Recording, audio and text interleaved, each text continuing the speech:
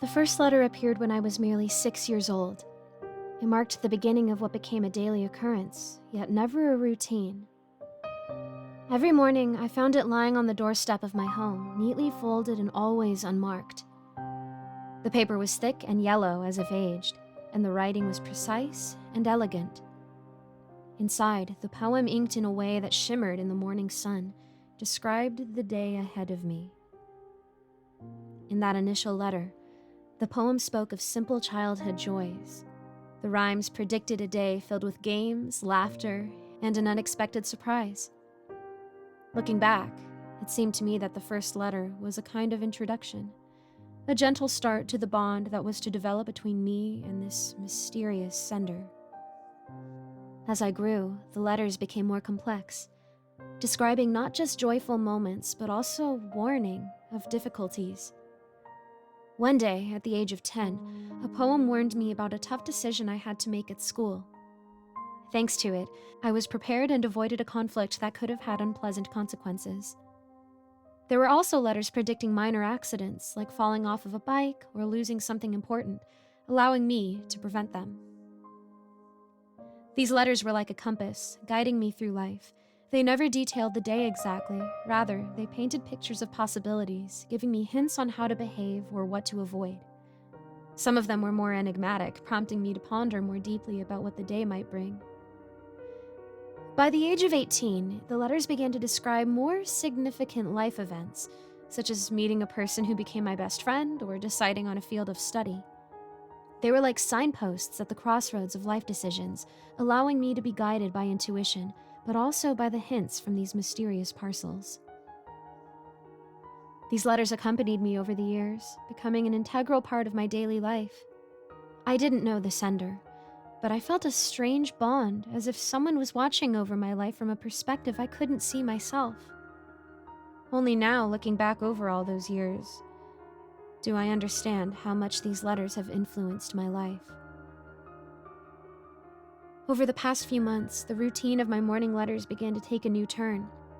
In addition to the usual poem describing the upcoming day, I started to notice additional lines. These new segments were vague, sparse in detail, yet full of profound meaning. They spoke of something to come in the future, something inevitable, but undefined. Initially, these future-oriented snippets were brief, barely a sentence or two at the end of each poem. Over time, these fragments began to lengthen. What's more, the main part of the poem, the one about my day, became increasingly shorter. At first, I didn't pay much attention to this, but as time went on, I started to feel uneasy. Month by month, these proportions reversed. Now the larger part of the letter was occupied by these disturbing future predictions, and the descriptions of my day were reduced to a few laconic sentences. These future messages were full of metaphors, ambiguous and mysterious. They spoke of dusk coming sooner than anticipated, or a shadow falling on the path that had been clear until now. Each morning, reading these words, I felt a growing sense of unease. What were these metaphorical hints supposed to mean? Did they indicate some impending danger, or perhaps a major change in my life? Why did my future suddenly start to take up such a large space in these poems, instead of the ordinary, everyday events? These questions circled in my mind, introducing an element of uncertainty and apprehension into my previously orderly life. I began to wonder if my fate was already predetermined by these mysterious prophecies, and if there was any way I could influence what was to come. This morning, as always, there was a letter waiting for me under my door. Opening it, I felt a mix of anticipation and dread. The paper was cold and rough under my fingers, and the words I saw made my heart beat faster. Here is the poem I read. In the quiet of dawn, as the world still sleeps, lies a truth untold, a secret it keeps. The sun will rise and the birds will sing, but for you, dear soul, it's a different thing. The shadows lengthen as the day grows old, whispering tales that have never been told. A path you've walked with steady stride now leads to a place where worlds collide. Beware the chime when the clock strikes noon, for it sings a song of an impending doom. A fleeting moment, a transient breath, creeps closer to you, the envoy of death. The stars tonight will not gleam for you, their light extinguished in the midnight blue. For when the clock heralds the end of day, your journey, my friend, will fade away. So heed these words, a forewarning clear. The end of your path is drawing near. Embrace the truth, for it's not in vain. In the dusk of life, only memories remain.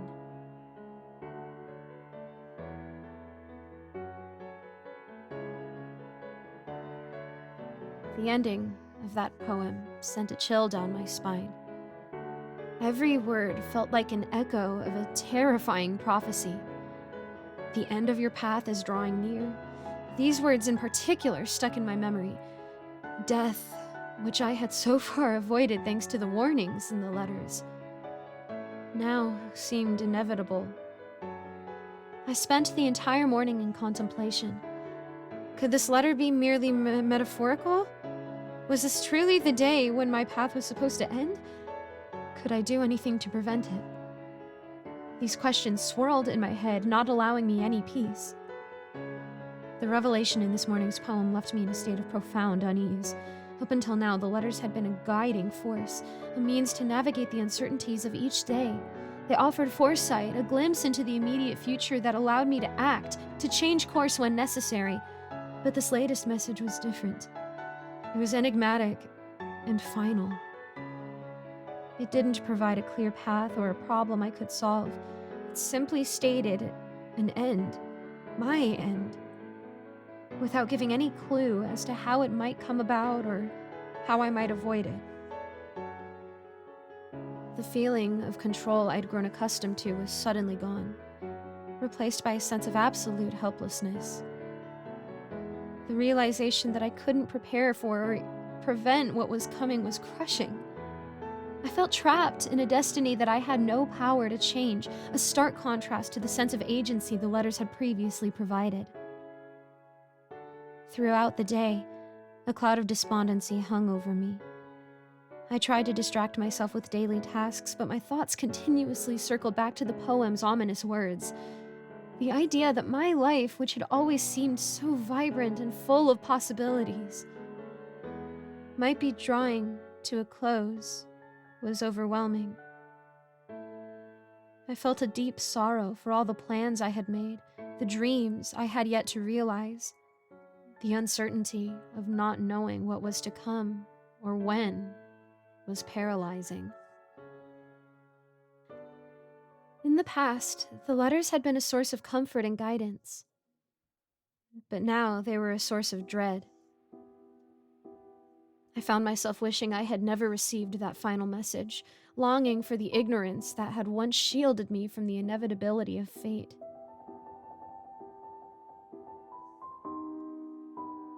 I was left with a profound sense of melancholy, a heavy weight on my heart that I couldn't shake off. The joy and curiosity that the letters once inspired had been replaced with fear and resignation, a somber realization of the fragile nature of life and the inexplorable and the inexorable march of time. In the mindset of my emotional turmoil, a peculiar sight caught my eye. Another letter lying on the floor beneath my door. It was unprecedented. Never before had I received more than one letter in a day. With a trembling hand, I reached for it, the paper feeling unusually heavy, as if laden with ominous portent. I unfolded it to reveal another poem, its words immediately sending a shiver down my spine. Here is the poem that lay before me. As twilight's veil descends on thee, a whisper stirs the silent tree. Your journey's end, it calls your name. A final chance, a dying flame.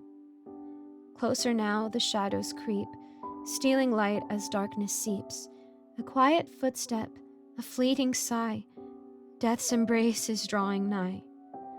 Through the veil, a figure looms, its presence fills the empty rooms. With each tick of the clock it nears, feeding on your deepest fears. The end it comes, not with a roar, but a silent step outside your door. Accept the fate that comes to be, for in its grasp you'll soon be free. The realization that death was not just an abstract concept in a distant future, but a tangible presence drawing nearer with every passing moment was overwhelming. The notion of a figure, a physical embodiment of death approaching me, filled me with a sense of dread unlike any I had experienced before. The finality of the words, "For in its grasp you'll soon be free," echoed in my mind. It was a chilling reminder of the inevitability of my fate. I found myself glancing nervously around, half expecting to see a shadowy figure lurking in the corners of my room. For the first time, the letters that had once been a source of guidance and insight felt like a curse. I was gripped by a sense of impending doom, a feeling that my time was running out and there was nothing I could do to stop it. The letters had always provided a sense of control over my destiny, but now they seemed to mock me with their foreboding predictions. As the day turned to night, the weight of the poem's words bore heavily upon me. Every creak of the house, every rustle of the wind against the windows seemed to herald the arrival of the inevitable. The anticipation of death's approach was as tortuous as the event itself, leaving me in a state of paralyzing fear and despair.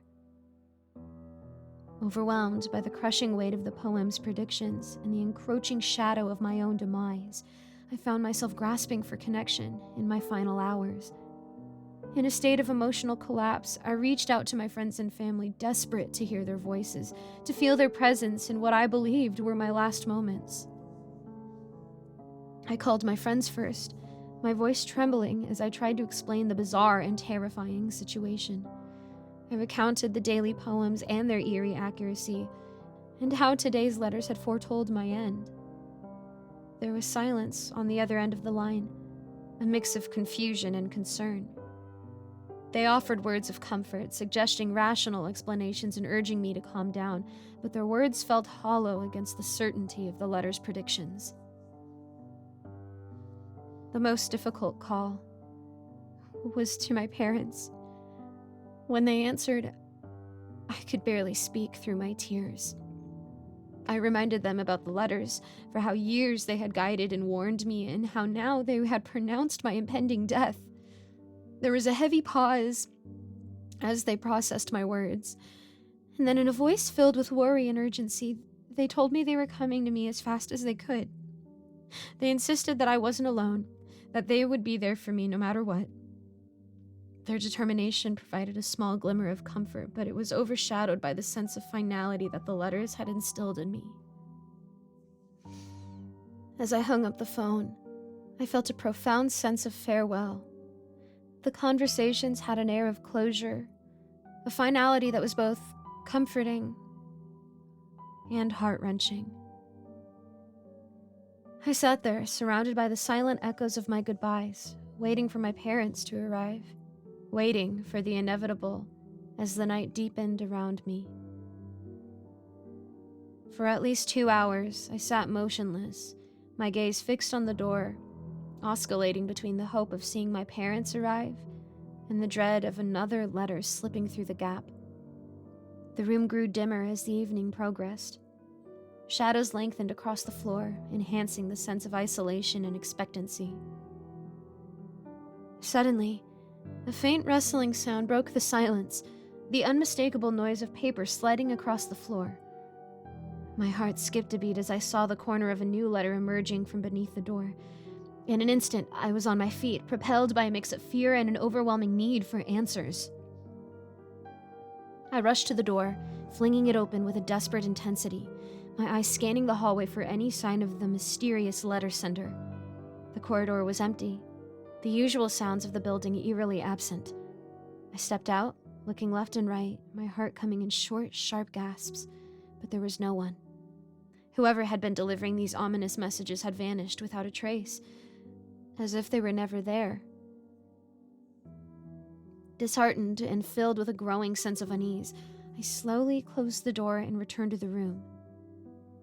The letter lay there, innocuous yet laden with foreboding, a silent testament to the unseen hand that has guided and haunted me for years. I picked it up, feeling the weight of the paper, yet hesitating to open it. What more could it say? What further revelation or doom could it possibly hold? As I stood there, holding the unopened letter, the room felt oppressively quiet, the ticking of the clock unnaturally loud, marking the passage of time towards an unknown end. The urge to read the letter battled with the fear of what it might reveal, leaving me suspended in a moment of profound apprehension and uncertainty. With a surge of aggression, fueled by fear and frustration, I tore the envelope into shreds, a symbolic defiance against the fate it purported to bring. The poem inside lay bare, its words stark and unyielding, a final declaration of the inevitable. Here is the poem that confronted me. When the clock's hands align in the midnight's embrace, a shadow will fall, leaving barely a trace. As darkness envelops the land in its might, a soul shall depart with the fading of light. The midnight hour, with its silent toll, marks an end of a journey, a departing soul. No more shall the sun rise for some eyes to see. At the stroke of 12, a spirit shall be free. The shadows whisper, an end is nigh. In the heart of night, under the starless sky, a final chapter written in the stars above concludes tonight in a world devoid of love. So wait for the chime, the final bells ring, as time delivers its last unyielding sting. Embrace the night, let go of your fear, for in the embrace of death all becomes clear.